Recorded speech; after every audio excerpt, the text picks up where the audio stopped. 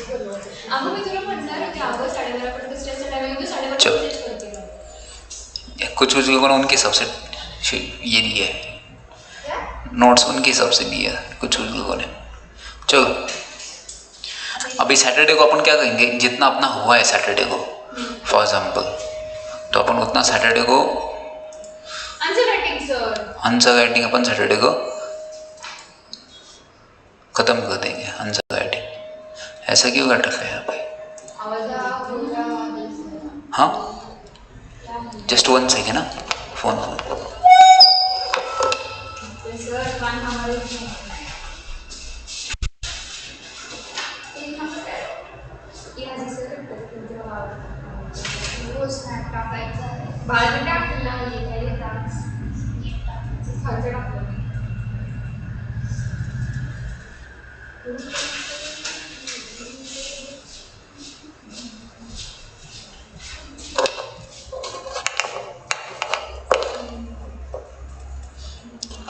चलो।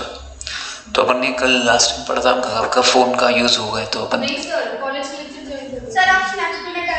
आगे मेरे को टाइम ही नहीं मिलता उस चीज़ की।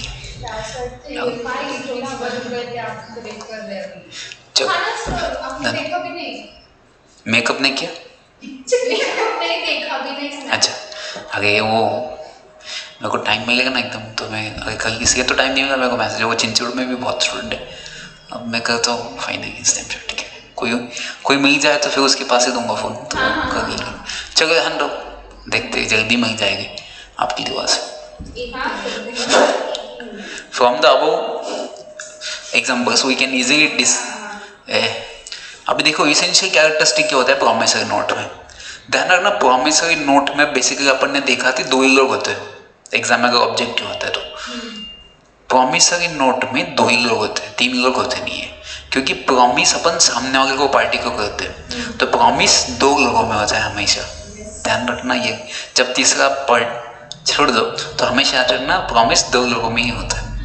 तो अपन ने पढ़ा राइटिंग होना चाहिए, आई प्रॉमिस टू पे 1000 रुपीज़ ऐसा होना चाहिए, डेट्स मेंशन होनी चाहिए, उसके बाद अनकंडीशनल होना चाहिए, अमाउंट स्पेसिफाई होना चाहिए, जिसको पे करने वाले पे सर्टन होना चाहिए। तो इसमें जितनी भी डिटेल्स होगी वो सर्टन होनी चाहिए, ये अपन ने पढ़ा था। अगर देखो लास्ट में अपन ने एग्जाम्पल भी पढ़े उसके ऊपर, ठीक है, तो ये शॉर्ट उसके ऊपर बताया कि क्या क्या इसमें इसेंशियल्स होने चाहिए। एग्जाम में 2 मार्क या 3 मार्क के लिए क्वेश्चन आया कि what are the essentials to make a promissory note. हाँ इसमें कैसा होता है कि 2 पार्टी होती है, नहीं इसमें ड्रॉ ही नहीं आता मैडम, क्योंकि इसमें ड्रॉवर आता है पे ही आता है, ड्रॉ ही बैंक है ना। तो इसमें प्रॉमिस अपन सामने वाले पार्टी को सामने इमीडिएट सामने को, तो थर्ड पार्टी बैंक है ही नहीं इसमें। अपन सीधा उसको बोल कि I promise to pay you 2000 rupees on 1 April 2017।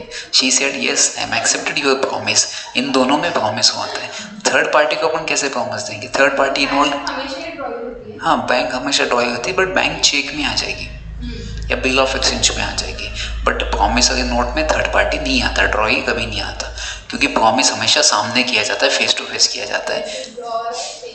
हाँ ड्रॉवर एंड पे, जो प्रॉमिसरी नोट्स बनाता है वो ड्रॉवर होता है, जिसको देते हैं अपन वो प्रॉमिसरी नोट उसको पे ही कहते हैं अपन। तो अपन ने पढ़ा था ये राइटिंग होना चाहिए, must certain and express promise to पे।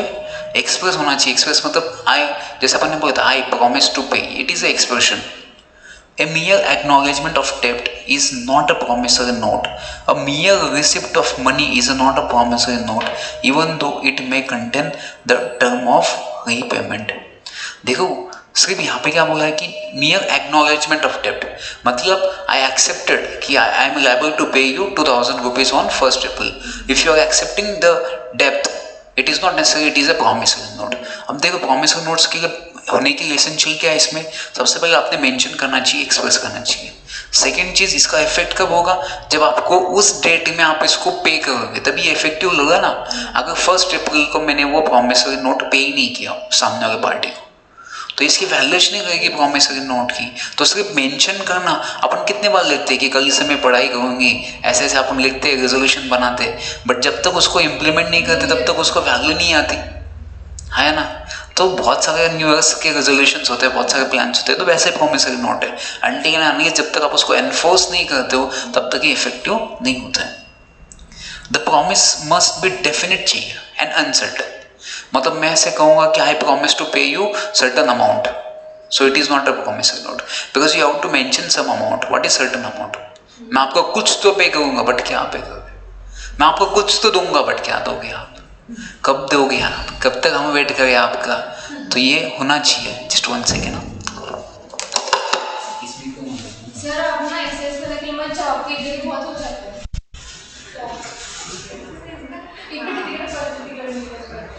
अरे स्नॅप टाकलं तरी ना स्नॅप आला का गं तुला? नाही अजून तरी नाही दिसत. मी स्नॅप टाकलं आता हां नाही पण आलंच नाही. अपडेटेड व्हर्जन बघ ना कसं चाललंय ते. फायर स्ट्रिक्स वाले पण मेसेज बघत असतात. अगं कालच केलं मी, झालेलं खाल्लं माझा फोन माहिती आहे का? सेम कॉल हो हो हो तुझं झालेलं आहे. अपडेट झालं. अगं किती ते रे बापरे, म्हणजे माझं संपलं आणि मी पप्पांचं आईचं पण घेतलं.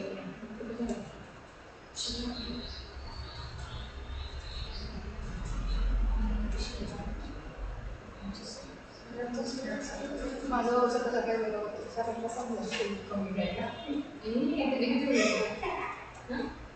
ते दुसरं नाही कमी टाकलं होतं तर असे ट्रेडिशनल गाणं बघून असतं करत असतं. ट्रेडिशनली बाळाचं असतं हे मला वाटतं होत आहे. मी ट्रेडिशनल क्लास युजली घालत नाही, कारण ते खूप चालताना सगळ्या शिवडती आणि विचित्र सारखे मला नाही असलं आपलं काही नसतं. फक्त ते संध्याकाळी जेव्हा रात्री असते ना घरात ते जन्माष्टमीचं तेव्हा 12पर्यंत सांगायचं. 12पर्यंत जागायचं. बाबा पूजा करतात ना.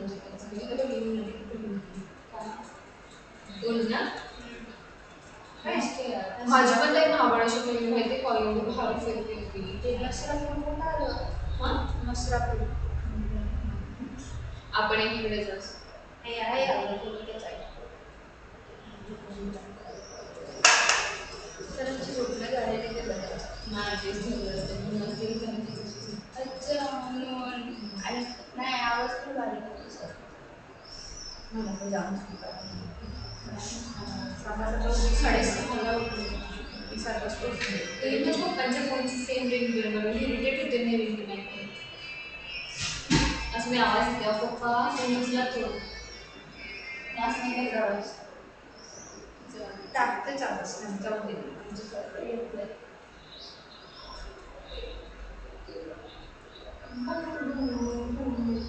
उद्या आपण म्हणाले की उद्या बसू काय सांगायचं.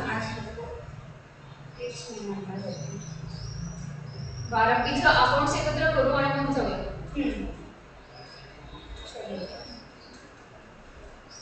एक जण जर असं तरी फार बरं. आम्ही सुद्धा कॉलेजमध्ये किती जणांचं खूप आहे ना. एक जण असते ना ती जाम बोर होणार.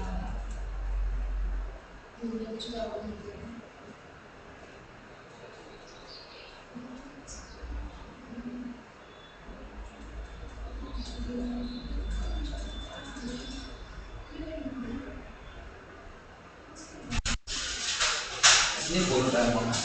आप किस उठ रहे हो? नहीं गए वो चार्जिंग नहीं ना उसकी थोड़ी कम है. वो दिन भर करना चाहिए. चलो तो अपन पढ़ रहे थे क्या? प्रॉमिसरी नोट अपन ने स्टार्ट किया था.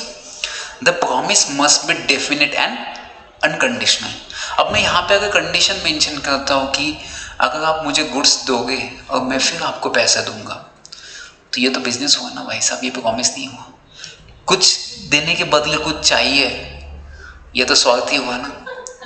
कुछ तो आपको चाहिए और कुछ उसके बदले हम प्रॉमिस दे, ये तो झूठे वादे झूठे सपने हैं. हाँ या ना. बाकी तो सब अपने हैं, बाकी तो सब सपने हैं. तो ये सब चीज़ें अनकंडीशनल होना चाहिए, जिस पे कोई भी कंडीशन मेंशन नहीं होनी चाहिए. आपने ऐसा प्रॉमिस करना चाहिए कि आई हैव प्रॉमिस टू पे 2000 रुपीज़ ऑन 1 जुलाई 2021. मैं आपको आपके बर्थडे के दिन मैं आपको 2000 रुपीज़ दे दूँगा. इसे प्रॉमिस कहते हैं. If there is a promise to pay on performance or no performance or happening or non-happening of certain event, it is not a promise or not. इसे कौन सा कॉन्ट्रैक्ट कहते हैं? Contingent contract. Happening and non-happening of event depend on future, so it is called contingent contract. So it is not a promissory note. Example, I promise to pay 5,000 to B provided I get my due from D well in time. This is a conditional promise, hence not a promissory note. मैं आपको 5,000 दूंगा but मुझे क्या करना चाहिए आपने, I get my due from D well in future, तो आप मुझे फ्यूचर में मुझे वैसा वापस दो। कंडीशन नहीं मेंशन करनी चाहिए आपने प्रॉमिस में कंडीशन आनी नहीं चाहिए, सीधा सीधा लिखना चाहिए आई प्रॉमिस टू पे 2,000 रुपीज ऑन दैट डे, जो भी डे आपको एक्सप्लेन कर दो। देखो second example, I promise to pay 5,100 to be if he marriage C on next Friday. शादी करेगा तो मैं पैसा दूंगा, भाई साहब ये कौन सा प्रॉमिस है, this is not a promissory note. शादी करोगे तो कंडीशन नहीं सेटिस्फाइड होगी तो प्रॉमिसरी नोट नहीं है। प्रॉमिसरी नोट में कंडीशन मेंशन नहीं करने का एक ही इंटेंशन है कि उसको वैल्यू होनी चाहिए। अगर आपकी कंडीशन सेटिस्फाइड नहीं हुई तो प्रॉमिसरी नोट को वैल्यू नहीं है कुछ। जैसे अपन ने पढ़ा था कॉन्टिंजेंट कॉन्ट्रैक्ट में, अगर condition happening of contingent contract है, अगर वो इवेंट नहीं हुआ तो वो वाइड कॉन्ट्रैक्ट बन जाता है। और नॉन हैपनिंग ऑफ इवेंट, अगर वो कॉन्ट्रैक्ट वो इवेंट हो जाता है तो वो non happening of contingent contract, ये चीजें नहीं होनी चाहिए, उसके लिए कॉन्ट्रैक्ट बनाते हैं। अगर वो चीज हो गई तो it is a wide contract. अपन ने पढ़ा था शिप में गुड्स जाते हैं, हाँ शिप में गुड्स जाते हैं कि मैंने बोला था कि अगर शिप वापस नहीं आएगी तो मैं आपको इंश्योरेंस दूंगा। तो इस केस में अगर शिप वापस आई तो कॉन्ट्रैक्ट एनफोर्स नहीं कर सकते अपन, तो it is wide contract, so it is non happening of event.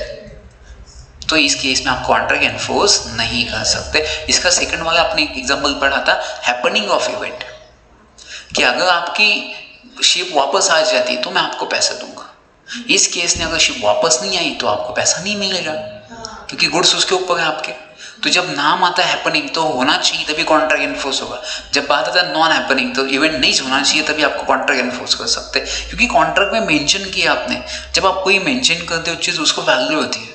जैसे प्रॉमिस में भी अगर आप किसी को प्रॉमिस करते हो तो उसको वैल्यू होती है, इसमें कंडीशन नहीं होनी चाहिए। ये कोई कॉन्ट्रैक्ट नहीं है, ये प्रॉमिसरी नोट है, ये प्रॉमिस है, ये दिल का एक्सप्रेशन है, ये बात है, फीलिंग है, इमोशंस है, it is a communication. Non happening event अगर हैपनिंग हो रहा है तो वो कॉन्ट्रैक्ट क्या होगा? वर्ड वर्ड ना, दोनों वर्ड मतलब नहीं, देखो दो सिचुएशन होती है इसमें। अपन ने दो सिचुएशन पढ़ी, एक है नॉन हैपनिंग, एक है नॉन हैपनिंग वाला इवेंट। नॉन हैपनिंग वाला इवेंट है, ठीक है। अगर नॉन हैपनिंग वाला अगर इवेंट है तो इसमें आपका नॉन हैपनिंग ही होना चाहिए, तभी ये वैलिड है। तो ये अगर हो जाता है, ये अगर हो जाता है तो इट इज अ वॉइड, क्योंकि मैंने बोला है कि शिप वापस नहीं आएगी तो आपको इंश्योरेंस मिलेगा। शिप अगर वापस आ गई तो आप इंश्योरेंस किसका क्लेम करोगे, क्योंकि शिप तो आ गई है ना। अपन वारंटी कब क्लेम करते हैं? कोई गुड्स डैमेज होने के बाद। अगर गुड्स अच्छा चल रहा है तो आप फिर भी जाओगे शॉप वाले के पास, मुझे वारंटी चाहिए। अरे भाई तो यार गुड्स तो अच्छा चल रहा है ना। जब नॉन हैपनिंग होगा तभी आपका कॉन्ट्रैक्ट एनफोर्स होगा। वो इवेंट हो गया तो it is a wide contract है। तो सेम अपोजिट चीज में हैपनिंग, मैंने बोला जब गुड्स वापस आ जाएंगे तो मैं आपको पैसे दूंगा। तो यहाँ पे गुड्स अगर वापस आ गए, हो गए मतलब आ गए, तो यहाँ पे अगर गुड्स आ गए तो ये वैलिड होगा क्योंकि हैपनिंग है, होना चाहिए। यहाँ पे अगर गुड्स नहीं आए तो इट इज अ वॉइड, क्योंकि गुड्स ही नहीं आए तो पैसे कहाँ से दूंगा मैं। तो ऐसा होता है क्या, नो वॉइड मतलब हैपनिंग नहीं हुआ। हाँ और नो, हिंदी चलता है उतना ही class. Next, it should be sign by maker, जो ड्रॉवर बनाता है वो। The parties maker and pay must be certain होनी चाहिए। आपको पता नहीं है कि कौन प्रॉमिस कर रहा है, किसको प्रॉमिस कर रहा है, तो इट इज अनसर्टन। बहुत बार रहता है ना, कौन किसकी तरफ देख रहा है, कौन किसको दे रहा है, शायद समझ ही नहीं आता कौन कहाँ पे सेटिंग कर रहा है, मतलब प्रॉमिस की। तो इस केस में कंफ्यूजन बहुत होता है। तो इसलिए जो मेकर होता है एंड जो पेई होता है दोनों भी सर्टन चाहिए। Both maker and payee must be indicated with a certainty on the face of the instrument. However, it is not necessary that name of payee must be specifically mentioned provided on reading of document as a whole. There is no doubt as to the person who is the payee. The following example will make it clear. In Brij Raj Sharan versus Shah Raghu Nandan Sharan, a letter addressed to X contained the following statement. In your account 4668 are due from my son Mahesh. I shall pay the amount by December 1948. You reset assured. अब देखो इसमें क्या कहा है. ये कहता है कि नॉट नेसेसरी कि पे का नाम मेंशन होना चाहिए. कभी कभी अकाउंट नंबर भी इंडिकेट करता है ना कि किसका नाम है. फॉर एग्जाम्पल मैंने अगर यहाँ पे लिखा कि मैंने यहाँ पे लिखा आई प्रॉमिस टू पे, मेरा बैंक अकाउंट नंबर है bank of Maharashtra. I promise to pay in bank of Maharashtra account, ये मेरा बैंक अकाउंट नंबर है बैंक ऑफ महाराष्ट्र को. I promise to pay in bank of Maharashtra bomb account 6006199423 rupees 5000 on 1st July 2021. It is not necessary to mention the name of the payee, but you are mentioning the account number, so it shows that to whom you transfer. क्योंकि bank वाले को जब promissory note पड़ेगा तो उसको पता चल जाएगा ये अकाउंट नंबर किसका है, इसका वारिसदार कौन है, इसका कौन है माँ बाप, तो पता चल जाएगा उस केस में. तो आपको यहाँ पे कभी कभी मेंशन करने की जरूरत नहीं है. एग्जाम में अगर केस लो आती है कि क्या पे का नाम मेंशन करना नेसेसरी है, तो सीधा नो मत बताओ.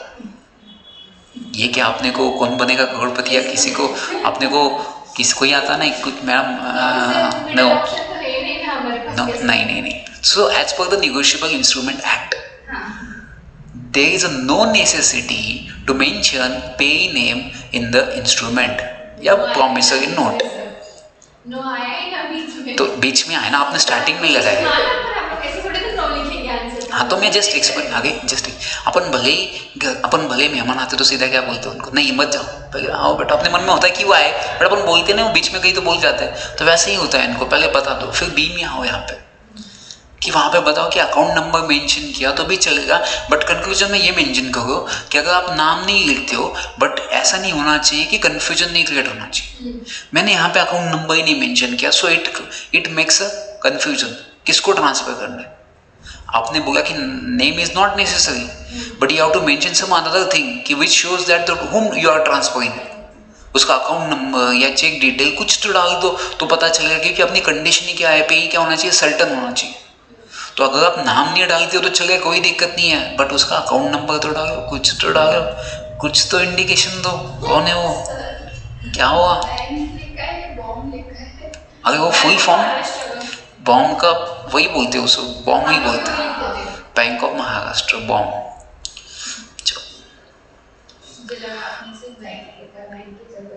ना वो मेरी बचपन की बैंक है, बचपन का प्यार है.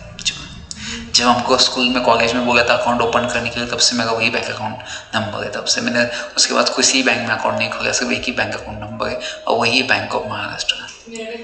सर अभी आपका चेक मिलना है बाकी. क्या नंबर मिल गया, आपके साइन भी आ गए. हाँ तो मेरी साइन भी और चेक भी मैं आपको दे देता हूँ, ब्लैंक चेक दे देता हूँ. चलो आपको जो डालनी अमाउंट डाल दो और चले जाओ बैंक में. वो आपके ऊपर डिपेंड है, आप चले जाओ.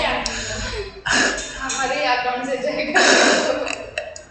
नहीं, it was contended that it should not be treated a promissory note because the name of the payee is not indicated. देखो यहाँ पे लिखा है ये वाला एग्जाम्पल.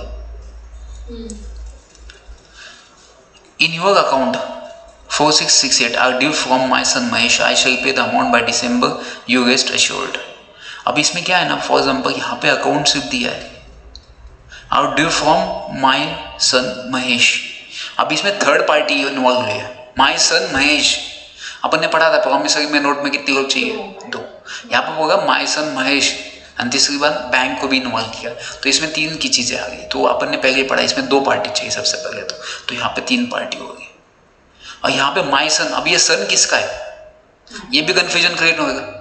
अब मैं बोलूँ माई सन, अब जो पढ़ेगा माई सन, अब मैंने आपको दिया, आप भी पढ़ोगे माई सन, तो आपको लगेगा मेरा सन कौन सा, तो सबको कोई it creates a confusion in the mind without mentioning the name.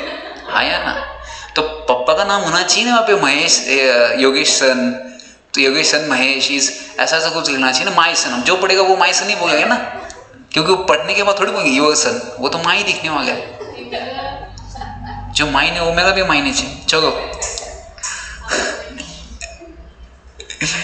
धन्यवाद। The promise should be to pay certain sum of money only. If the promise is to pay something other than money or something more in addition to money, it will be not treated as promissory note. मैं आपको बोलता कि मैं promise करता हूँ, मैं आपको मेरा फोन दे दूंगा, मैंने आपको प्रॉमिस कर दिया, so it is not a promissory note. You have to mention the money. You have to mention the money. Amount होनी चाहिए कुछ तो इन्वॉल्व उसमें, आप कुछ गुड्स नहीं ट्रांसफर कर सकते। हाँ, बट यहाँ पे अगर मैं गुड्स लिख दूंगा तो यहाँ पे कंडीशन आ जाएगी, मैं आपको गुड्स ट्रांसफर करूंगा तो फिर पैसा आएगा, तो अपन ने पढ़ा था ये तो अनकंडीशनल होना चाहिए, तो इसलिए आप गुड्स भी नहीं रख सकते उसमें। देखो एग्जांपल दिया, I promise to pay to XY the sum of 10,000 with lawful interest for the same 3 months after date. Also all other sums which may be due to him is not promissory note. क्योंकि इसने क्या लिखा है 3 months after date and also other some मतलब कितनी समय भाई, कैसा पता चलेगा। तो आपको एग्जाम में अगर ऐसे क्वेश्चंस आए कि find out the promissory note, तो इसमें पहले चेक करना नाम है उसका, नाम है तो उसमें कितना अमाउंट मेंशन है, डेट मेंशन है कि नहीं है, ये तीनों चीज़ें पहले याद करो। यहाँ पे कहीं भी लिखा अदर सम, ऐसा कुछ भी लिखा है जो क्रिएट करता है कन्फ्यूजन, कितना है माई सन योर सन, तो वहाँ पे याद रखना ये प्रॉमिसरी नोट नहीं है। अकाउंट नेम, हाँ, अपने को ऐसा पढ़ना है कि अपन को ट्रांसफर करना, तो अपन पढ़ने में पता चाहिए किसको ट्रांसफर करना है। अपने दिमाग में क्वेश्चन आए अगर इसको महेश को ट्रांसफर करना है, अच्छा कौन ट्रांसफर करना है, योगेश, अच्छा ओके, कितनी अमाउंट है, कौन से डेट को है, तो आपने को अगर ये क्वेश्चंस के आंसर मिल गया तो it is a promissory note. कौन सा नहीं था, कौन सा नहीं था ना, वो मेंशन नहीं है वहां पे स्पेसिफिकली।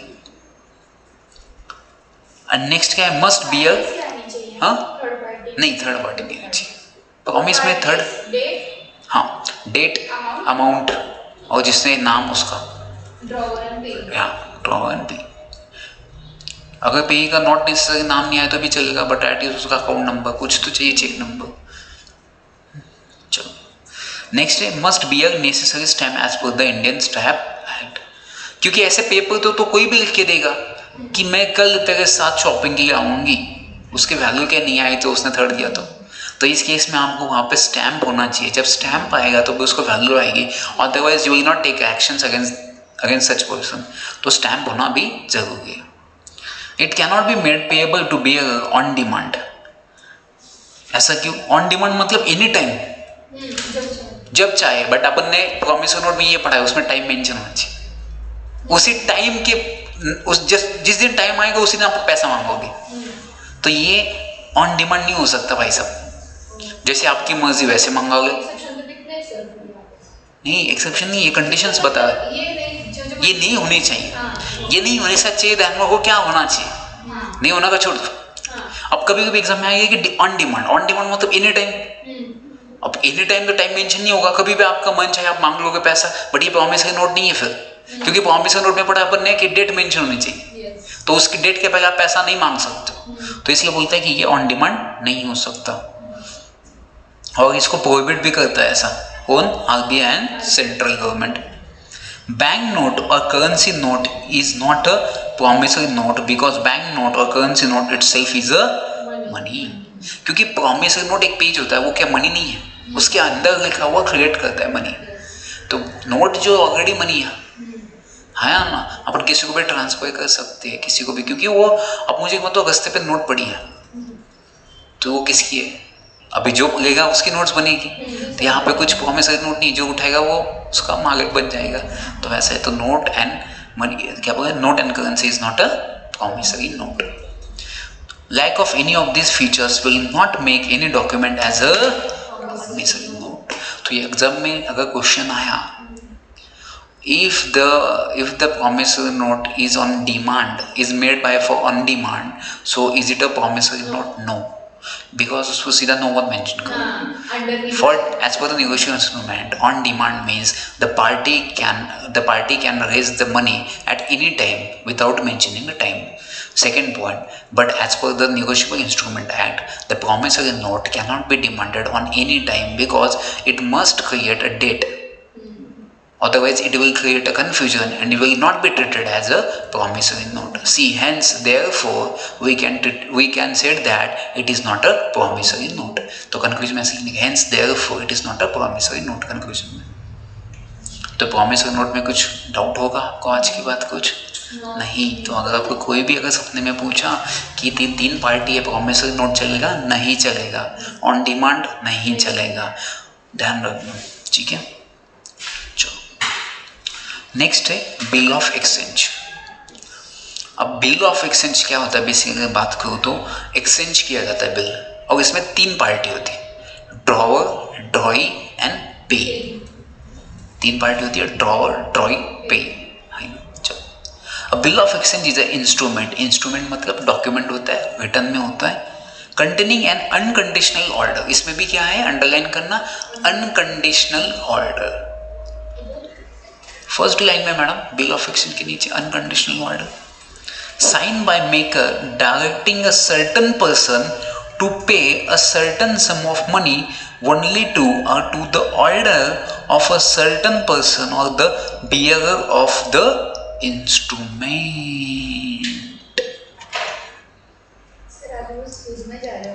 क्या? अच्छा, सो वो ऐसे ही एक दिन का ब्रेक होता है तो मेरे अंदर एनर्जी अच्छी होती है. ऐसा करता कब जाके पढ़ो. अब देखो इसमें बोला है तीन पार्टी से. ठीक है, अब इसमें तीन पार्टी से ये होता है ड्रॉवर, एक होता है ड्रॉई एंड तीसरा होता है पे. अब देखो ड्रॉवर क्या करता है, ड्रॉवर मेंशन करता है, ड्रॉवर क्या करता है, डायरेक्ट करता है, डायरेक्शन देता है. डायरेक्शन देता है किसको, ड्रॉई को, कि तू क्या कर, पैसा दे. किसको दे पैसा, तू पे को. तो इसमें तीन पार्टी होती है इन्वॉल्व बेसिकली देखा जाए तो. एक होता है, बी होता है एंड आपका डी होता है ना. तो इसमें तीन पार्टी इन्वॉल्व होते हैं. सी नहीं लिखने का, अच्छी बात. चलो, there are three parties, drawer, droy and pay. The person who gives order to pay or make the bill is called drawer, and the person who accepts or who is directed to pay is called droy, and the person who actually receives the payment is called payee. जिसके पास कुछ भी आता है वो हमेशा उसके पास ई लगता है. ध्यान रखना. When the bill or in any endorsement thereon the name of any person is given in addition to the droy, such person is called droy in case of need. कुछ पढ़ने की जरूरत नहीं है. जब आप मेंशन करते हो ना, इस बैंक से जाके आप कलेक्ट कर लो, बैंक ऑफ महाराष्ट्र, तो आपको उसी बैंक में जाके पैसा कलेक्ट करना पड़ता है. The resort to droy in need arise only when the bill is written dishonored due to non-acceptance or non-payment. Resort मतलब रिसॉर्ट करना, मतलब रिजॉल्व करना. कौन रिजॉल्व करता है? रिसॉर्ट मतलब उस टाइप का रिसॉर्ट नहीं है, मेरा रिसॉर्ट है वो, मतलब रिजॉल्व करना. और ड्रॉई रिजॉल्व करता है बैंक. देखो, whenever the bank accept the bill ना, so bank have to prove this. आपको पता है अगर बैंक ने एक्सेप्ट कर लिया और बैंक ने डिसऑनर्ड कर दिया, अगर बैंक ने डिसऑनर्ड कर दिया, जिसके पास इंस्ट्रूमेंट उसको जाके प्रूव करना पड़ता है. अपन ने बोला था लास्ट टाइम कि ये साइन भी उसकी है, ये अमाउंट भी उसने मेंशन किया, सिग्नेचर मेरी है. आपको बैंक को प्रूव करना पड़ता है, फिर बैंक आपका अप्रूव करती है. Example, A sign an instrument directing B pay C order sum of 1000 only 3 months after date. This is bill of exchange. अब 3 महीने के बाद जो भी उस जब साइन करो तो तब डेट होगी नीचे. 3 महीने के बाद आप क्या करो, तो इसको कितना रुपीज दे दो, 1000 रुपीज दे दो. इसमें तीन पार्टी आई, एक बी आया, ए आया एंड सी आया. ए ड्रॉवर है, ए ड्रॉवर, बी ड्रॉई एंड सी पे। अब essential features of bill of exchange, basically ये तो रिटर्न में भी होना चाहिए, ऑब्वियस बात है, रिटर्न में नहीं होगा तो कैसे चलेगा। अनकंडीशनल होना चाहिए, द ऑर्डर मस्ट बी पे, मनी चाहिए, सिर्फ गुड्स बिड्स नहीं होगा।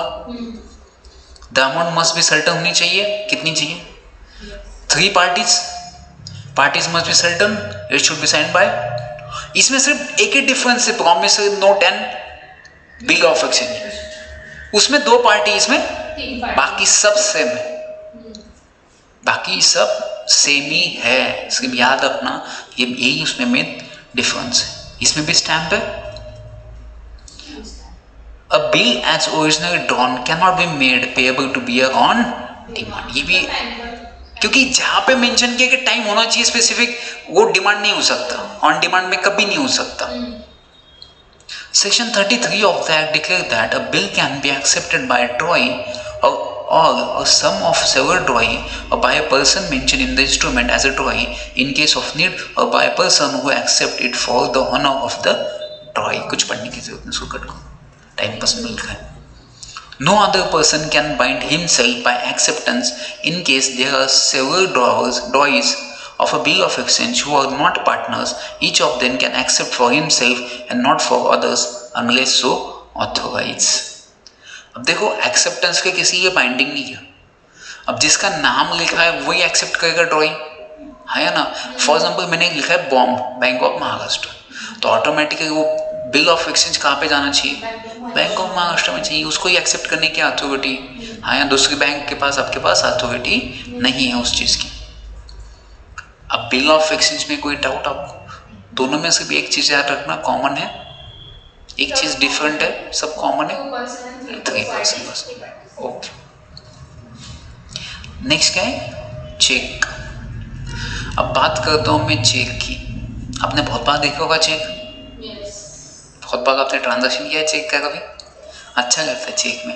अभी क्या है ना, जनरली ऑनलाइन अपन पेमेंट करते तो पता नहीं चलता कितने पैसे के, मतलब किसी का पेमेंट करना है गूगल पे या 200, कुछ लगता नहीं, बट जेब से जब कैश देने की बात हो ना तब अच्छा फील होता है कि अपने से पैसे जा गए बहुत, 200 दिया, 300 दिया, जब जेब से जाते हैं। बट जब ऑनलाइन पेमेंट होता है ना तो पता नहीं चलता कि कितने पेमेंट जाते हैं, तो इसकी वजह से कैश होना चाहिए तो पता चलता अपने को। मैं ऐसे ही होता है, कल हम ऐसे ही शॉपिंग के लिए सेंट्रल नहीं, पैसिफिक मॉल में गए थे, उधर ऐसे ही सॉकेट के वहाँ नहीं, क्या सॉकेट के उधर वो पैसिफिक मॉल है ना, कौन सा तो, अच्छा, कुमार पैसिफिक मॉल। हाँ, कुमार पैसिफिक मॉल। आपको कौन सा लगा? पैसिफिक मॉल बोले थे तो कुमार पैसिफिक मॉल। अब कुमार तो, अब उसके पहले और बोलो अक्षय कुमार लगा दो, अक्षय कुमार पैसिफिक मॉल। तो अरे कुमार पैसिफिक मॉल में गए ऐसे, संडे को ऐसे ही जाते हैं, अच्छा रहता है एटमोसफेयर, तो ऐसे ही एटमोसफेयर मतलब देखने के लिए ऐसे कपड़े अच्छे रहते हैं, तो गए थे हम ऐसे। तो आपके it creates confusion in the mind because we have to certain होना चाहिए, अपन ने पढ़ा है। तो गए, तो मैंने कंट्रोल किया, 6000 6000 ऐसे चले जाते हैं। चेक, अभी जो चेक का है बेसिकली देखा जाए तो अपन चेक का कर लेते हैं। तो अपन 2 पढ़े आज, बिल एंड प्रॉमिसरी नोट। इन दोनों में कुछ डाउट आप लोगों को? नो, कुछ भी डाउट हो सकता है, आप मुझे एनी टाइम पूछ सकते हैं।